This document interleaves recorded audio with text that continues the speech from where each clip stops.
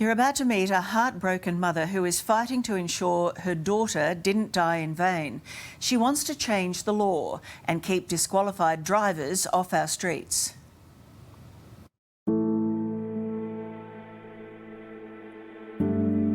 I get up each morning and it hits me again that I'll never see her again. Tracy Blake is a mum whose heart has been torn out. How are you going? How are you coping now?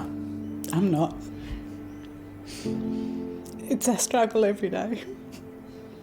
My life revolved around Mackenzie. My life now is forever mourning the loss of my daughter, my best friend, the person that supported me through so much.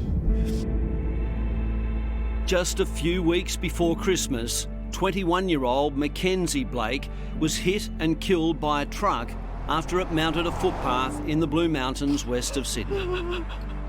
And while it will be up to a court to determine precisely what occurred that day, police say the alleged driver was disqualified in 2004, banned from holding a licence until the year 2027. I'll never forgive this person.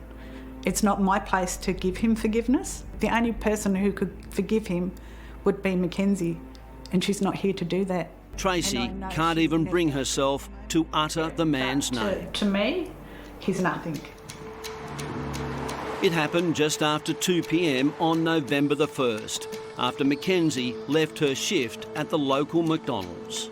Her mum had dropped her off earlier that day. And I said, oh, OK, well, have a good day. I'll see you this afternoon, I love you. And she got out and said, I love you too, Mum, and that was the last time we spoke. Tragically, Mackenzie shouldn't have even been working. She was asked to stay back and do overtime. So she was just walking to the station along the footpath, just to get the train to come home. And hadn't got far from McDonald's when it all happened. Mackenzie was mowed down by a truck allegedly driven by 54-year-old Mustafa Gamwari. The hardest thing is knowing what happened and the violent way we lost Mackenzie. And as a mum, that does not leave you, knowing that that's how your child's life ended. And nobody's life should end that way.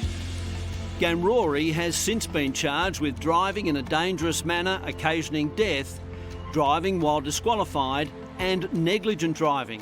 He could face a maximum 10 years jail if he's convicted. What's your reaction to those sentences? Appalled. Anguish. Yet your sentence, how would you describe your sentence? My sentence is never ending. For the rest of my life, I'll be without my daughter. Why have you decided to speak to me now? The laws are wrong.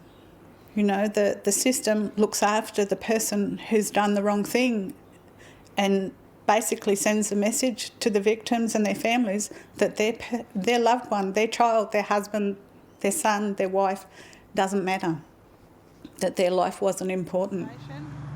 The Blakes are calling for tougher laws to prevent disqualified drivers getting back on the roads.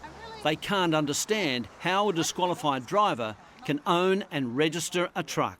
There should be a system when you buy a vehicle of any sort, when you go to register it, you should have to produce your licence.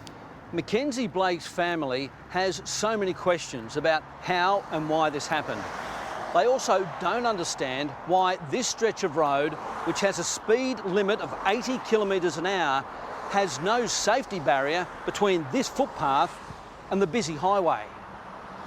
Mackenzie's brother Rowan wants more accountability. Are you angry? Are you angry about what's happened?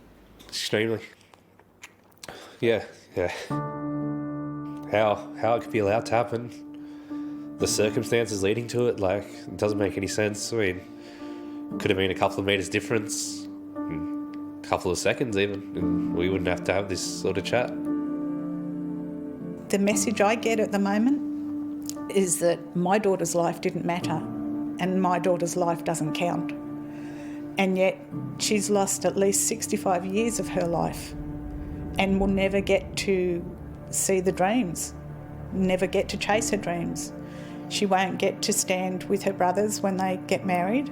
She won't be there when they have their families. She won't get to have her family. Mackenzie's bedroom is just as she left it. Her phone charger, an unfinished book, apart from a quilt made by locals in her memory, which now covers the end of her bed. It's tidier than she left it. Oh, was it? Okay. At 4:30 in the morning, she didn't make her bed. Okay. The family has been buoyed by the support of the Blue Mountains community, which turned out in the road safety colour of yellow for her funeral procession. She didn't have a fear of clowns. We tormented her right. For Mackenzie's family, it's now all about picking up the pieces of their lives. It just changed her so much. Her border collie Jasper still waits by the door for her to come home. As a family, the Blakes are determined to ensure laws are changed.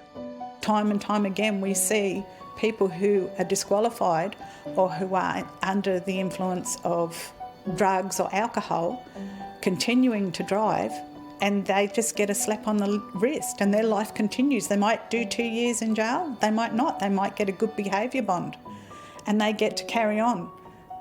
But what about the devastation left for the families of those victims? Something needs to change.